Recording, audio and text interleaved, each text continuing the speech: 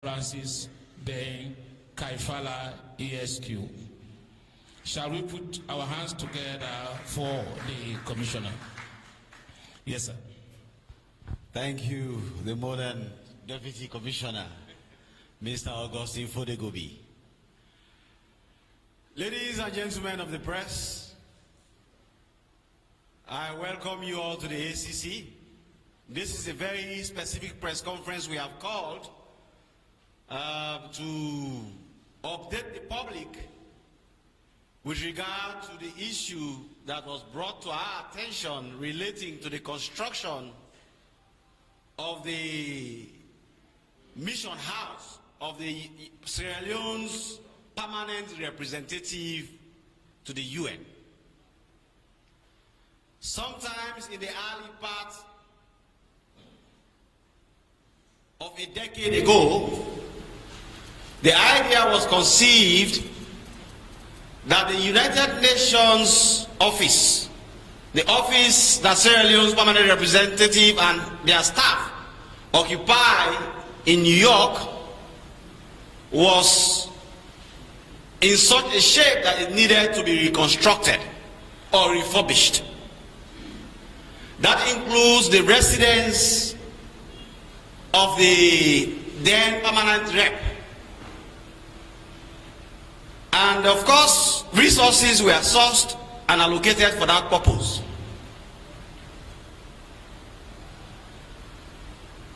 This was sometime around 2011. Initially, $2 million was identified, ring-fenced, was received cash in Sierra Leone, $2 million. This was sometime around. He was received cash in Sierra Leone, initially $2 million was identified, that all ring-fenced and set aside in 2012 for that purpose. The money was received cash in Sierra Leone to work. For some reason, which I will explain to you later, only $1 million of that money left Sierra Leone for New York. The contract for the renovation was prepared by a guy, a United States citizen called Jules Davis, through his lawyer, and it was signed in December 2016. So, from 2012, the $2 million was available. The contract for the renovation itself was signed in December 2016. The original contract for the renovation of the UN, the Sierra Leone Permanent Mission House in New York, was $2,560,000. That was the first contract. The contract price after change orders, including the addition of 2 floors, was increased from $2,560,000 to $5,295,555. That means we had a situation whereby $2.5 million was initially agreed. It was the contract price. The contractor signed that will renovate. For some reason, somebody changed this and increased that amount to $5,295,000 plus. The additional to the original contract price is $2,725,555. That is above 100% of the original contract price. What was added is more than 100% of the original contract price of the renovation. So far, as of today, between 2012 and as we sit here today in 2021, 4,669,549.45%, which represents 88.8% of the total contract sum, has been paid to the contractor. Despite the payment of 88.8% of the contract sum, we have sent a team to New York. The engineer who led the team from the Ministry of Works is here. Yes? Mr. Bokari there led the team to New York. And the assessment that has been professionally done is that only 47% of the agreed contractual work has been done. 47% of the contractual work has been done, but payment has been made that is almost 90% to the contractor. In addition,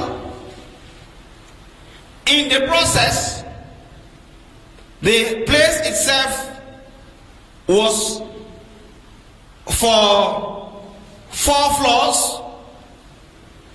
There was an addition again. Somebody decided that we should make it 6 floors.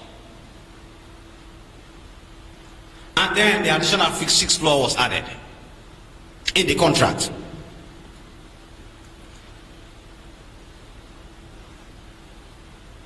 The payments that have been done to the contractor, first of all, the entire arrangement for the payment of this money did not follow the agreed processes for procurement as prescribed by the laws of Sierra Leone. None. Not the recruitment of the contractor, not the process of procurement to ensure that value for money is secured. None of the payments that make up the 88.8% of the money that has been paid to the contractor followed even the terms of the contract itself that was signed. For example, before a payment is done, there has to be an approval by an architect who will look at work done and confirm that this percentage of work has been done and completed, therefore you can proceed to pay. At no time was that followed. There is a second $2 million which was allocated for this construction after 2018. Again, that $2 million was received in Sierra Leone. Some of it was sent to New York, and some of it fell into private hands. However, nearly 90% of it found its way to New York. But the balance, 10 to 20%, found its way into private hands. The good news about that is that we have gone after the private individuals and recovered $100,000 from them, which amounts to just over $1 billion in cash. The total that was not transferred of the $2 million that was received was about $138,000. We have recovered $100,000, and we are expecting to recover another $8,000 within the next few days. Now, the complainant in this matter, I must tell you, is the President of the Republic of Sierra Leone. He is so appalled by how these monies were handled, particularly under his own administration. People who he gave confidence into and appointed into positions, how they handled this money, that when he found out that the construction work itself has stopped, and some neighbors have started litigation against Sierra Leone, he was so appalled that he personally asked me to say, look into this matter, speedily investigate, let us know the fact, let the people of Sierra Leone understand what happened, and of course let us hold everybody accountable. At the time he made that complaint, he was not aware of the fact that there was already historical corrupt practices. I know when we talk about historical corrupt practices, people start thinking that we just feel like going into the past. As I have said and I maintain, as we have said as a commission and we maintain, there are 13 corruption investigations that cannot be truncated. If money came for the construction of a Sierra Leone permanent mission in New York, and the payment and the contract started in 2012, heading to 2016, and the first transfer in that regard happened in 2016, we will be a very irresponsible commission if we start the investigation from 2018 alone. It will be unprofessional. It will go against the standards of meaningful investigation. And that is why we are not bothered about the political conversations around this. We are professionals. We stick to the facts. And we go after what is the truth. So, the president complained. Many people were arrested. Many have been on investigation.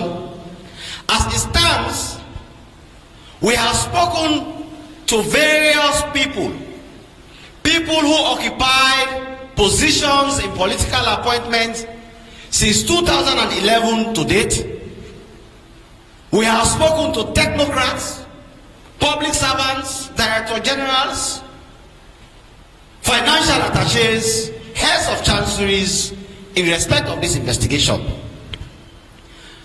The following people were of interest in this investigation, and all of them have been interviewed. Some of them are on bail. The first person is Dr. Ali Kabari, ambassador of Sierra Leone to Egypt, who was until recently the permanent rep to the UN. Another permanent rep who was of interest to the investigation was Dr. Francis Kaikai, the Minister of Planning and Development. Also, Richard Solomon Ralph Williams, the Accountant General, currently was also interviewed. We have spoken to Florence N. Bangali, the Director General and Ambassador at Large. We have spoken to the Principal Accountant in the Ministry of Foreign Affairs and International Cooperation, Septimus Jenkins Johnson. We have spoken to Dr. Samura Matthew Wilson Kamara, who was Minister of Foreign Affairs at some point during this period. We have spoken to Mrs. Nabila Farida Tunis, who was until recently the Minister of Foreign Affairs.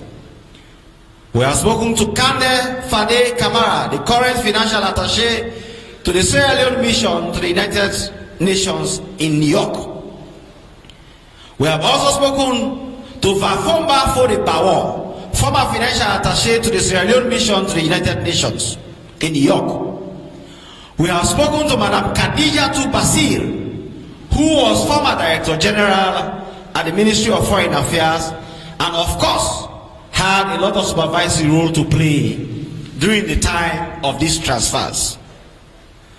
We have also spoken to Musa Kamara, who is the head of a private company from whom we have started recovering some of the money.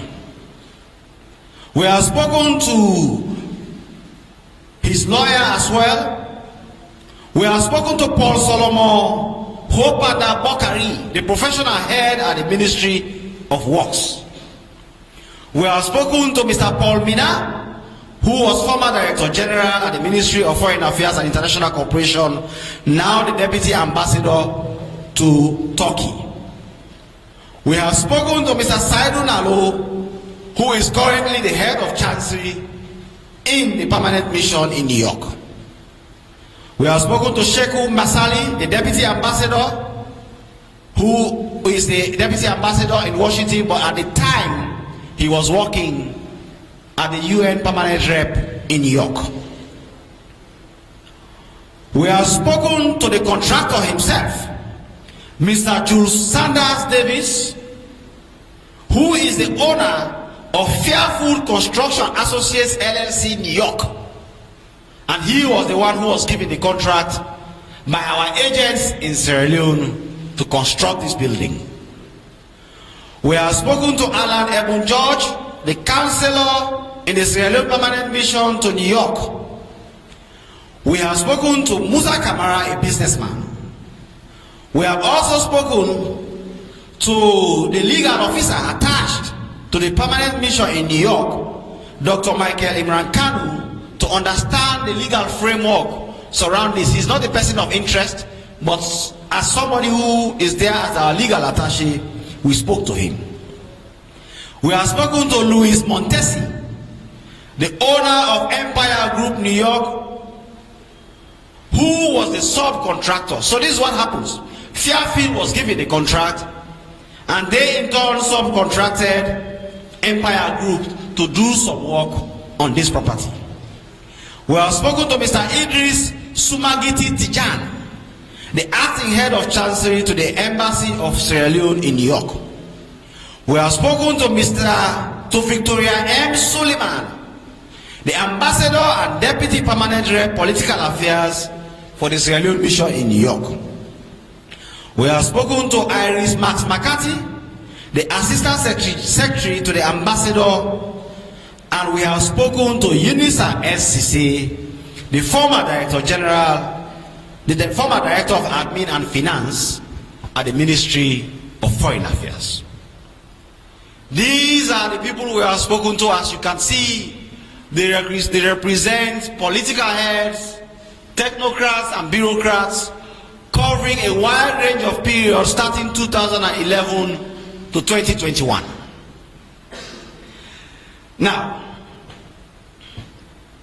prior to 2016, it was agreed that the Sierra Leone Chancery building in New York at 245 East 49th Street, New York, should be renovated, and a concept note was prepared and sent to the headquarters of the Ministry of Foreign Affairs and International Cooperation in Freetown. And that concept note was approved. The senior staff members in the mission in New York, including the then ambassador Mr. Vandi Mina, former councillor Sheikh Masali, former financial attaché Bafomba Fodebawo, Saidun Ali, secretary to the said procurement unit, formed a procurement unit to ensure that the procurement procedures were undertaken to have a contractor to undertake the renovation work, and that the said unit only met when procurement issues came up. That questions were received from newspapers in America for the advertisement to invite bidders to bid for the said Chancery building renovation project, and that the highest bid was $18,000 from the New York Times, and the lowest was $1,155 from the Sunday Metro, and the said information was sent to Freetown for approval, but no response was received to go ahead with the advertisement of the said request in any of those newspapers. Since that did not materialize, an international competitive bidding document was prepared and sent to Freetown for it to be advertised on the websites of the Ministry of Finance, the Ministry of Information and Communications, Ministry of Foreign Affairs and International Cooperation, and the National Public Procurement Authority. But there is no evidence that the said document was advertised on any of the said websites. That another document requesting the said use of the sole source method of procurement to hire the service of an architect to develop architectural drawings was sent across to the Ministry of Foreign Affairs for approval. But there is no evidence that the said request was at any time approved by the National Public Procurement Authority or any authority who has responsibility to do so. That there is no evidence that any advertisement was done publicly in any form to invite bidders to bid for the said renovation project, and no bids were received by the mission in New York and at the Ministry of Foreign Affairs and International Cooperation, as well as respect of the said renovation of the Chancery building. No bidding, nothing. That a cabinet conclusion dated 22nd 4th month of 2016 directed that the MDAs listed therein represent the government of Sierra Leone in negotiating with Fairfield Construction Associates Limited, owned by Jules Sanders Davis, in regard to the renovation of the Chancery building. There is no evidence to show that such negotiation ever took place. That there is no evidence of any procurement processes leading to the selection of Fairfield Construction Associates Limited. That even where no procurement process was followed to select Fairfield Construction Associates Limited, a letter dated 7th month of 2017 was sent to Jules Sanders Davis for him to produce to the mission a valid business license, business registration, certificate, valid tax clearance, and record of his audited accounts for a period of 2 years. But there is no evidence that the requested documents are made available by Jules Sanders Davis. Jules Sanders Davis is the American contractor. That a contract agreement was signed by the government of Sierra Leone, represented by the then ambassador and permanent representative at the Caliph de Suma, and Fairfield Construction Associates Limited, represented by Jules Sanders Davis, on the 9th December 2016. That Jules had no engineering license at the time of the signing of the said contract, thus was not qualified for the said contract. He did not have the license that could even qualify him to sign. That the project site was handed over to the contractor on the 6th day of January 2017. That the sum of $2 million had already been donated to Sierra Leone, and the said amount had been in the Consolidated Revenue Fund since 2012. That immediately after the signing of the contract, the sum of $1 million was remitted into the missions building account at Citibank in New York, and the sum of $250,000 was disbursed to the contractor in December 2016.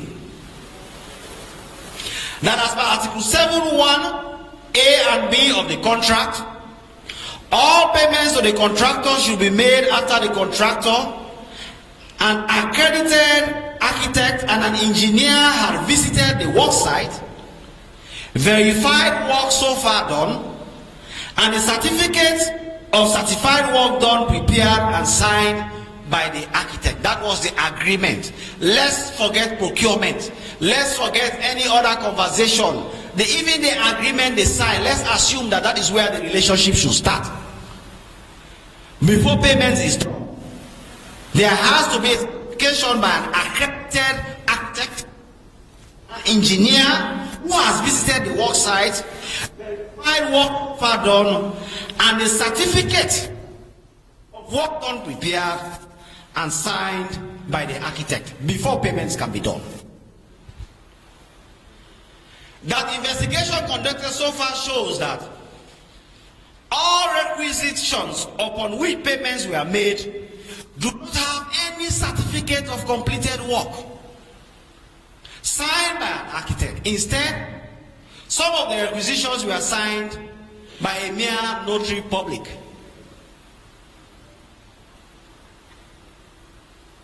That in spite of such material defect, the heads of Chancery in the persons of Messrs. Alusain Sise, Mr. Alusain Sise has passed away. He died some time ago, but he was the head of Chancery at the time this contract was signed. So Mr. Alusain Sise, now deceased, and Mr. Saidu Nalo, who is still alive, and the financial attaché in the person of Mr. Asvakoba Fode Bawo and the Kande Fode Basil Kamara went ahead and made a total payment of $4,669,549.45, which represents 88% of the total contract sum to the contractor, without reference to Article 7.1 A and B that I have cited above, which requires certification of progress done before payments are done.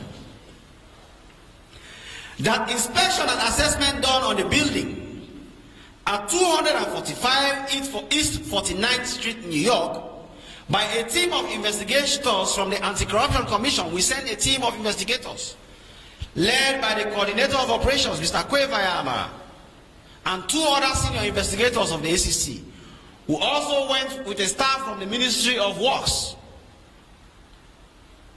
They have gone and checked, and the engineer who is here to answer any questions you may have in that regard has prepared a report for us which shows that only 47% of the work, as per the scope of work on the contract, that includes any additions, extensions, and increment to 2 more floors that were agreed, only 47% has been done. Yet 88.8% of the payment has been done to the contractor. That in addition to the original contract, 3 change orders, including the addition of 2 more floors, the 5th and 6th floors, were approved. That we are not fully supported by evidence such as timesheets of actual days worked with the duration of payment delays specified, the detailed background of overhead and profit losses, the cost of work rescheduling were instituted, and without following proper procurement processes. All these things, they are rules. In fact, there is a rule which says that you cannot increase work in public work without approval that exceeds, is it 25%? You cannot, 25%. The moment you do that without following proper approvals, you have committed a crime. Here we have over 100% increment with no approval. That a total sum of $2,735,555 was added to the original contract sum, amounting to a total of $5,295,555. That every little has been done in regard to the additional 2 floors. Very little has been done with regard to the additional 2 floors. The steel cage for the 5th floor and nothing for the 6th floor. That is why the neighbors are suing us, because they opened up the top floor to say we are adding 2 floors and they left it open. In winter, snow came and the place was full with snow. By the time summer came, the snow and everything melted and there was a lot of water. That water started seeping through the walls and going into the neighbors' houses. It is the neighbors who are now suing us.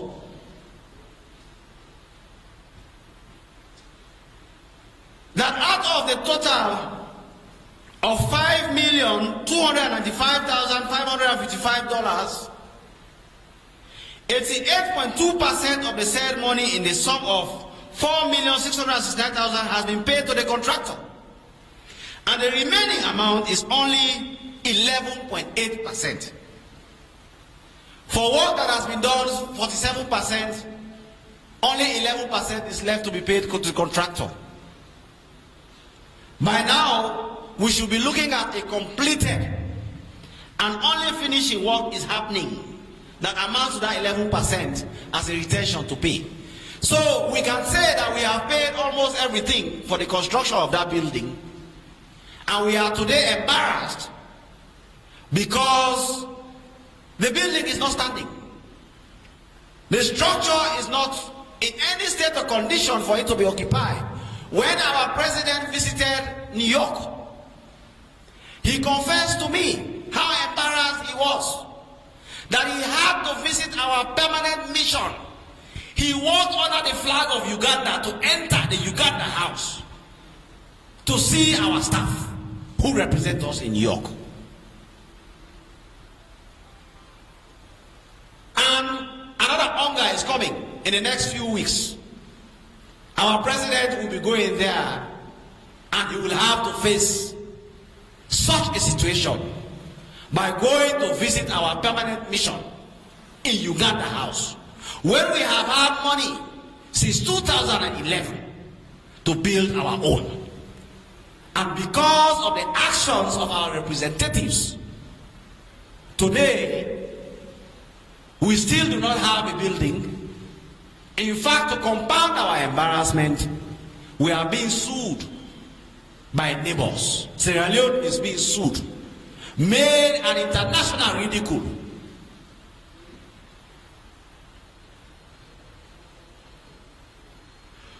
Jules Sanders Davis, the president of Farmfield Construction Associates Limited, merely acted as a middleman in the implementation of the contract. He signed for and received all payments from the mission and hired various subcontractors. So he himself, he did not even have an engineering license. He wasn't qualified to do what he was supposed to do. He now went and hired middlemen to do the job without any input, and he does not have any base office for his company or qualified staff of his own to perform any aspect of the construction work. This man does not even have his company is himself and his wife. He and his wife are the company. So he did not even have the capacity to do what he contracted for. That he hired Global Empire Group New York, represented by David Louis Montesi, in January 2019, to continue general construction of work in all required trades as directed by Fairfield Construction LLC. And he paid him only $1,800,000 out of an agreed contract price of $2,186,000 for all of the work that the Global Empire Group is to do. Typical of subcontractors, they will always give less than what they agreed, so that they too can have something. This is what happened here. That Jules Sanders Davis refused to furnish the team that went on the fact-finding mission in New York all financial transactions in relation to the money he has received from the government of Sierra Leone, which could have given a clear picture as to whether he made any personal transfers as an advantage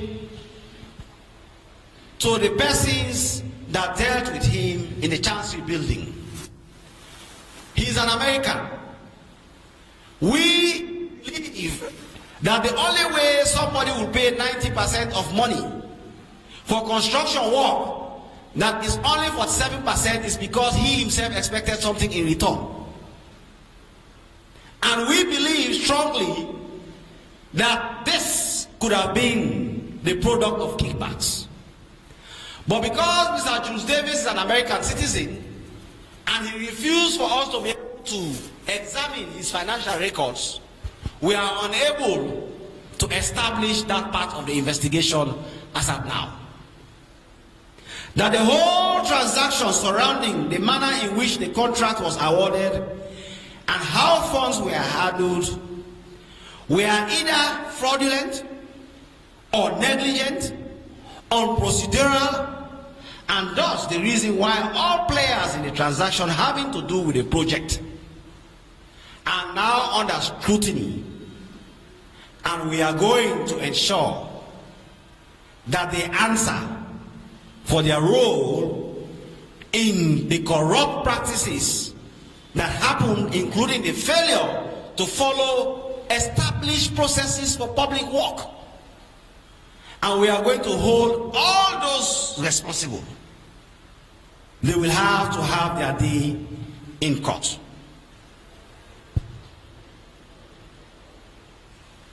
In the meantime, we have not been able to speak to Adikali Fode-Suma, who was the permanent rep in New York at the time the contract was signed. He signed the contract.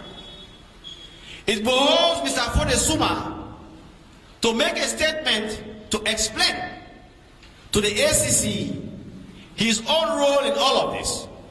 That is the only way we can be able to understand from his perspective what happened as head of mission at the time. If we do not speak to him within the next 5 days, he is likely to be charged along with all other persons who are going to be charged for their role in this action. So if Mr. Suma or anyone knows him, get to him to reach us at the ACC and make a statement. We can charge people in absentia, so we do not have to wait for him. Our evidence already shows that all of them failed to follow processes, and we can hold them accountable for it. But we want to be fair to him. He can reach us at any time, and he will have an opportunity to explain his own side of the story. So, distinguished ladies and gentlemen, members of the press, people of Sierra Leone, this is what we have in respect of what happened with the UN building. As I speak with you, our investigation is merely tying the knots. We already have our answers. And various people, there is already a draft indictment of various people who had a role to play in this. We are still trying with the lawyers to see what the role of other people were, so as to determine culpability and charges. But one thing is sure: those responsible for embarrassing Sierra Leone are going to have their day in court. And we at the Anti-Corruption Commission are going to do our very best to make sure that they are held responsible for their actions. Because, as you all know, we have a duty to this country to break away from the old ways. But the only way we can break away from the old ways is to hold ourselves responsible for our actions. And this is exactly what we are going to do. Mr. Chairman, I thank you very much. Thank you very much, Commissioner. Ladies and gentlemen, partners in the fight against corruption, you've heard from the Commissioner the background of this investigation, actions taken, and the way forward. Now I will